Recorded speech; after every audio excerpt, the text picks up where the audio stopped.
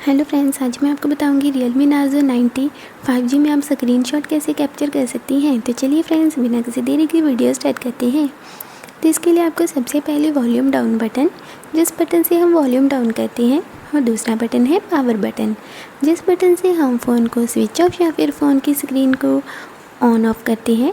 इन दोनों बटन्स को एक साथ प्रेस करके रखना है तो स्क्रीनशॉट कैप्चर हो जाएगा। तो चलिए मैं आपको करके दिखा देती हूँ। तो ये मैंने पावर बटन और वॉल्यूम डाउन बटन दोनों को एक साथ प्रेस करके रखा है।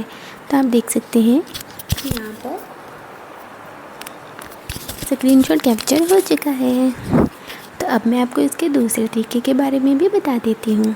तो इसके लिए आपको अपनी 3 उंगलियों को ऊपर से नीचे की ओर स्वाइप करना है तो स्क्रीनशॉट कैप्चर हो जाएगा। तो चलिए मैं आपको करके दिखाती हूँ।